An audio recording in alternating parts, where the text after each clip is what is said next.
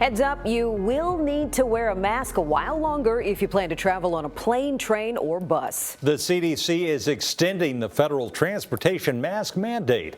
The requirement to wear face coverings on public transportation was set to expire next Monday. But now that date has been pushed back 2 weeks through May 3rd.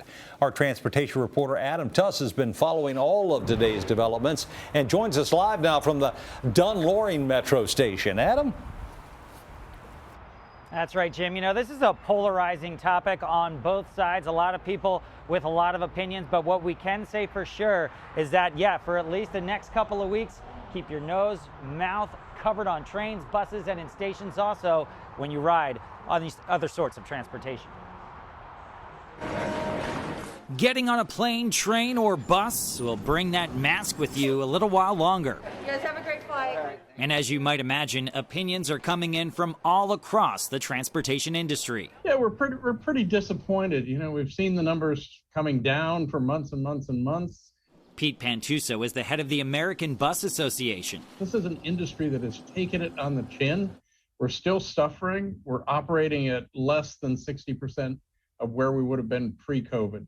And the mask mandate really impedes travel and reduces the number of passengers on our buses. But some research is pointing to agreement with this decision to extend the mask mandate. We find 3 in 5 Americans support the mask mandate. Most people want it to stay in place. A statement today from the TSA says during the 15-day extension period, CDC will assess the potential impact the recent rise of COVID-19 cases has on severe disease, including hospitalizations, deaths, and healthcare system capacity. TSA will continue to coordinate closely with CDC and communicate any changes to this requirement with the public. Dr. Amisha Dalja at Johns Hopkins says after this extension, though, it may be time to rethink the mandates. I do think that the Transportation Security Administration can drop this mask requirement. Cases are going to go up, cases are going to go down, but what we have to come to is a sustainable approach to dealing with this virus, and we need off-ramps because these cases are never going to dissipate. There always going to be some level of COVID risk with any activity, and people need to be able to risk calculate. This latest COVID subvariant is estimated to make up more than 85% of U.S. cases. One of the things we heard from riders and passengers today is that if this mask mandate is going to be extended, that they want the employees to enforce the mask mandate. But of course, guys, we know what happens sometimes when people try to step in, bus operators, train operators, flight attendants. It can lead to a tricky situation. Oh, tricky indeed, Adam. I'm just curious, how is this going to work when it comes to individual airlines?